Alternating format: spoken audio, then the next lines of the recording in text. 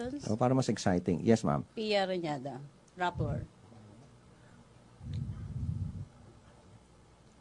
Pia. Hi. Hello, Pia.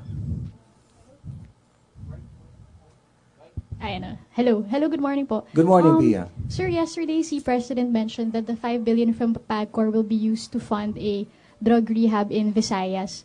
Would we have more details about this facility, like yung timeline po, and maybe how many patients could be admitted? More specific details? Well, when we turn over the 5 billion, his original plan is for the resurrection of the butika ng bayan. Kasi ang gusto ni Presidente, kapag merong ang pasyente ay binigyan ng reseta, ito ay mabili ng libre. So we may be doing the same project of GMA before. So ikakalat ito all over the Philippines, yung butika ng bayan. So, sir, no mention of the 5 billion going to any drug rehabilitation Well, effort? when we were with the president, ito ang kanyang particular, specifically ito yung sinabi niya. And I'd like to make it clear na each time we provide funds, hindi naman kami yung hindi nakakapagsabi kung paano ito gagamitin. It's the direction of the president. So if he wants to use it for butika ng bayan or rehabilitation centers, siya yung nagdi-decide. Questions? Any more? Marlon Ramos, Daily Inquirer. Morning, sir. Hi, Marlon. Sir, the President has already ordered the shutting down of all online gambling sites. Mm-hmm. But very recently, there are a number of online e-bingos and other electronic gaming areas, which again open. Anong latest instruction from the PAGCOR? Nung simula na ito ay sinara, meron kasi mga ibang mga outlets na merong mga violations. So ito yung mga nasara. And aside from that, nag-expire na kasi yung license ng PhilWeb. So hindi naman ito sinara because kasi yun ang order. The license expired. So, kaya yung iba nasara, yung iba naman na nakapag-apply for license, they're now open. But under very very strict regulations from PAGCOR. Sir, do you know, sir, how many of these kind of gaming establishments are now open? So these are legal gambling sites. Let me check kung ilan ng mga nabuksan, pero it's difficult to give you exact figures kasi yung iba nabuksan, yung iba talaga nasara, and yung iba nag-a-appeal. But again, we'd like to reiterate na if you have violations, yun na yun. Sir, you mentioned earlier that the PAGCOR also provides funds for the DDB, the Dangerous Drugs Board. The Dangerous Drugs Board, magkano yes. yun, sir? That's 5 million a month. And since this year, hanggang September, we've given about 45 million. Will you be increasing it? Well, it's an RA. Okay. So, yun na yung nakatalaga doon. It's a mandatory allocation. Thank you, sir. Other questions? MPC? Are we okay na tayo kay Director Arnel Ignacio? Sana rin, Rocky, I hope that you get to find out the little stories that happens inside my department. Na ito merong mga natutulungan na there are very, very interesting human stories that happens dito. Follow up, Marlon? Yes, Marlon.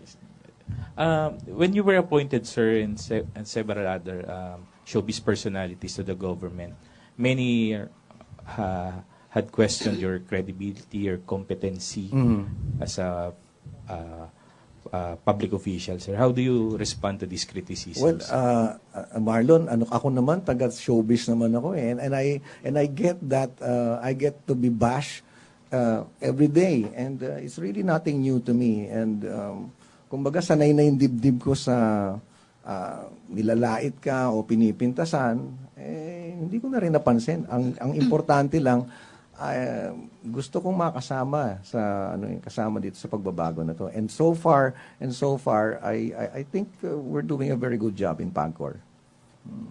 Thanks, sir. Okay. Okay na tayo kay Sir Arnel Ignacio. Follow-up question from Leo Palo. Sir, Yes, tanong ko Leo. lang. Kumusta yung mga kaso o mga anomalya nung last administration? Ano ba yung mga kaso at anomalya nung... Regarding pa rin dun sa mga lease contract. Probably you're talking about the Vanderwood. Yeah. Well, ang pinaka may kikwento ko lang sa inyo, siyempre nagkakasuhan kami at isasauli nila yung 234 million na pinauna. So wala pang... Well, ngayon update. nasa nagkakasuhan yan. Actually, kaya ako tinatanong din ito dahil may mga info din that parang itong kayo mga nandun sa Nakakasuhan din ako? No, Huwag naman ako may kalarating ko sinasabi lang. na nagko-compromise kayo or compromise deal or Well, something. hindi, let's not say compromise. The new administration is finding out, finding ways kung paano mas maging okay para kasi hindi ba kaysa magduel kami doon sa makipagbakbakan, hindi ba? Ang dami pang gagawin ng PAGCOR eh. Remember the main product of PAGCOR funds to provide the government. Ang dami naming allocations eh. So, hanggat maaari na mapiga natin kung ano yung best deal in the interest of the government, yun ang gagawin natin. Kasi pag sinabi mong compromise, so Yun naman, kung sabi nun. baka makalusot naman yung iba. Hindi naman. Yun ang ibig sabihin. Alam mo, I assure you with Ma'am Andrea Domingo on top, sir, mahirap. Mahirap. Ako na nagsasabi sa inyo na pagkatiwalaan nyo yung bagong head ng PAGCOR. Thank you, sir. Thank you rin. Benji Liwanag, DZBB. Benji. Microphone, please. Thank you. Nasa sulok ako eh. Good morning, Benji. Good morning, sir. Sir, tanong ko lang, ang isa sa mga trust ni Pangulong Duterte is hospitalization tsaka yung mga hospital. Well, may programa ba ang PAGCOR right now ng patayo pa ng karagdagang hospital? Kasi ito, isa to dun sa mga sinabi niya nung siya'y makapanumpa.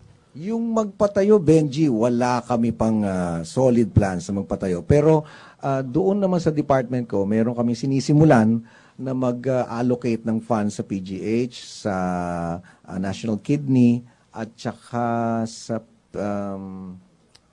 Philippine Heart Center.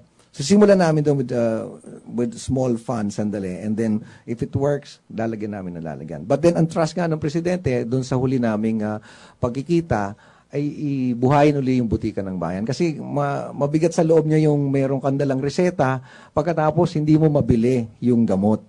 So parang papel lang yung magpapagaling sa'yo. Siyempre alam natin hindi mangyayari yun. Actually, PGH is doing it right now. Yung mga pasyente dun sa Philippine General Hospital, pwedeng bumili ng gamot na at the lower cost.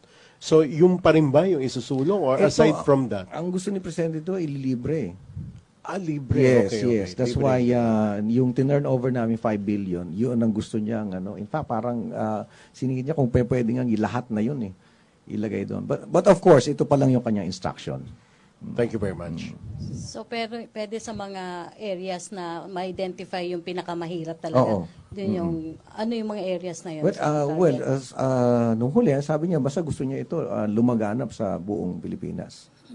Lalong-lalo na doon sa mga lugar na ang hirap makabili ng gamot. Marlon, please Yes. use the microphone, please. Under DOH, Yes. not LGUs. Sa DOH. Okay. Thank you. Malaking yung press corps. Thank you, Sir Arnel Ignacio. ASEC Chris Ablan. Do you have any question for ASEC Ablan? Pia Ranyada, Rappler. Thank you, Sir Arnel. Sir, online, may mga nagsispread na news or rumors that the IED explosion yesterday that hurt the advanced party of the president was not really, did not really happen, na apparently parang soldiers were just accidentally shot at the convoy, and parang may rumor na they just made it up para, yun nga, yung conspiracy na ito yung reason to suspend habeas corpus. So parang it's spreading online. Some people are sharing it. Is there any statement from the palace regarding this? Yes, that remains to be a conspiracy theory, Pia. And so we ask citizens to always verify the news that they receive in social media. The government will not sacrifice the lives of our soldiers, for the conspiracy theory that some citizens have been thinking about. So it is a conspiracy theory. Questions, Marlon? Sir, just last Saturday during the alumni homecoming of the San Beda College of Law, the President said dissent and criticisms are very important part of a democracy. But then the other night, on Monday night, the President said he may just include the human rights activists, advocates, dun sa mga ipapatay niya in this drug war. What do you make of that statement coming from the President? We appeal that citizens decide on the President's actions more than his talk. Although he may have said that last Monday, I have not verified that statement. As of now, there's no censorship at all in media or in human rights groups or in any those who protest against the government. We respect the right to assemble. We respect free speech. We appeal that citizens observe that the President walks the walk rather than his talk. So ano yun? Parang salita lang, just all talk coming from the President? It's not in any way like a veiled threat? Oh, no. There's no threat at all. As you've been covering the President, you know his frustrations with working in government as well as with how being president. So I think his statement last Monday was just another expression of his frustration on the difficulty on running the country. But in no way is his statement a statement on curtailing media or his critics or curtailing free speech. None of that, because as you know, you're asking questions here. Anyone can post a report, so there's no censorship. Former President Ramos yesterday said that while the President Duterte's cabinet members are competent, they seem to be disorganized. Anong masabi po ng Malacanang sa statement ni FBR? Well, we respect the sentiments of former President Ramos. And just to maybe put some contextualization, the time when President Ramos was president and the time when President Duterte is president are, generations or decades apart. And if I may just mention that 20 years ago, there's no such thing as social media. And so what may be glaring to all of us today might not have been that glaring a few decades ago. So just to put things in context, but we at the Cabinet are striving our best to deliver the public services, honoring the commitments of the President during the campaign. Follow up, JP Bencito, Manila Standard. Hi, sir. Good morning. Sir, the President said yesterday or in previous speeches that he's mulling on talking with the Mautec group to resolve the security situation in Mindanao. Isn't it peculiar, sir, na this is the first time that the President makes this kind of statements on a small group compared to bigger ones like ASG, etc.? You see the thought process of the President. He is trying to exhaust all means in order to attain peace and order. And so when he stated that the other day, I think he was just mulling the idea of discussing, because the end goal of the President is, of course, to maintain and to achieve peace and order. But sir, is the palace somehow thinking of pushing for an all-out war against the Maute group? That information I am not privy to. Thank you. Question? Benji Liwanag, DCBB.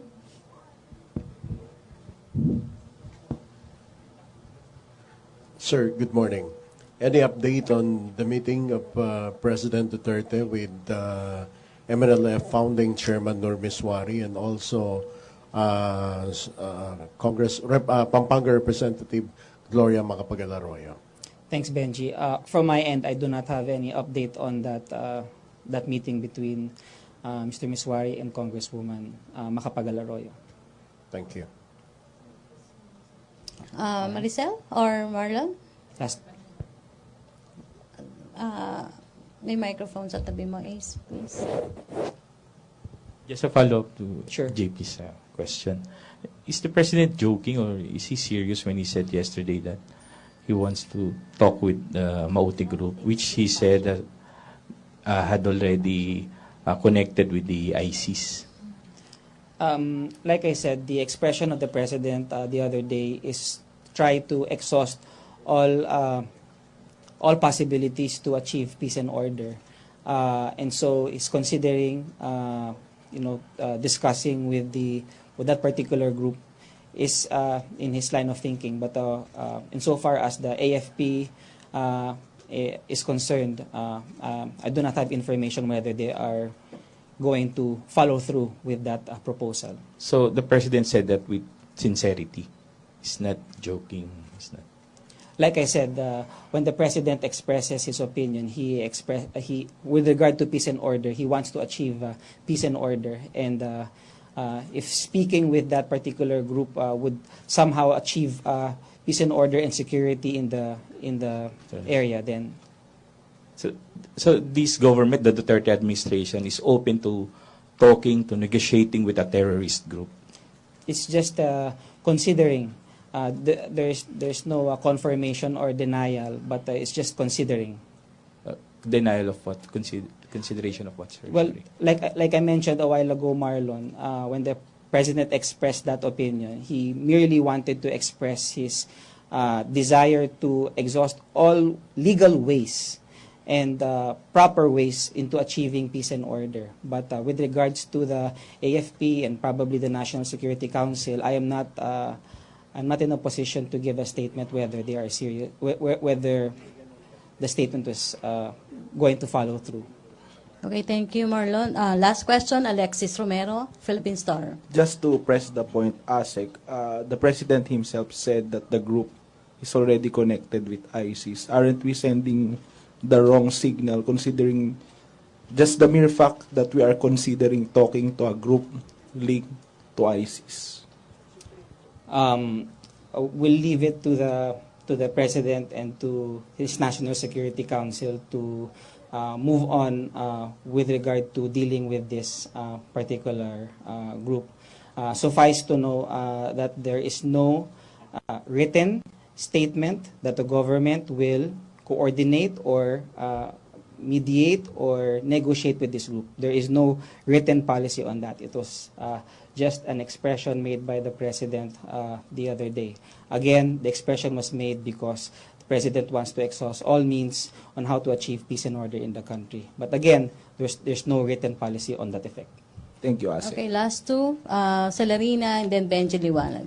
Good morning, sir. Morning. Regarding to what is happening right now, this incident in Butig and the supposedly incident in Marawi and this one in near the U.S. Embassy, yung bomb, would that warrant the declaration of the suspension of the writ of habeas corpus? Or as a lawyer, sir, and or there is an ongoing assessment by the National Security Council regarding, or National Security Cluster regarding the possible suspension of that writ. There is no talk of any suspension of the writ or any declaration for that matter. These are incidents that occurred, and the authorities have tried to address, for example, if there are any lives in danger. But going back to your question, there is no sentiment of declaring any such declaration or any suspension of any writ for that matter. Whether or not that merits a suspension is something that only the president can decide on. So the lawlessness going on right now is still controllable? I don't know. Do you feel that there's a lawlessness outside? At least in some parts of the Philippines, like in Mindanao. Well, from what I know, the Proclamation 55 or 56 for that matter, is still in effect. But as you can see, we're able to go on with our day-to-day lives. The proclamation is there just to make sure that there is security, peace, and order around the country. Okay, thank you, Celerina. Last question na to, Benji Liwanag. Sir, binigyan kayo ng 10 days, Malacanang binigyan ng 10 days na Supreme Court on dun sa Marcos burial. Any reaction, sir? I don't know. I read the news that the Supreme Court gave the respondents, including Malacanang, 10 days to respond to the motion. I'm not privy whether or not the Office of the President received that particular action of the court, and we will just have to abide with the process. So I am sure the Office of the President will tackle that instruction of the court. Thank you very much. Okay, totoo na to sa Sec. Last question, Rose Cots, UNTV. Morning, sir. Statement po ng Hi, para Rose. sa mga ongoing protest as well as coinciding with Bonifacio Day. Well, we respect the right to assemble and the freedom of speech of all citizens. And so Malacanang respects the protest actions being organized today, Bonifacio Day, and of course has instructed the authorities to exercise maximum tolerance. And so we hope that those who are pursuing with the protests today, that they peacefully assemble. Okay, thank you. Thank you, Malacanang Press Corps. Thank you, Sec. Attorney Chris Ablan. Thank you very much. Back to our main studio sa Radyo ng Bayan at PTB4. Thank you, Asek.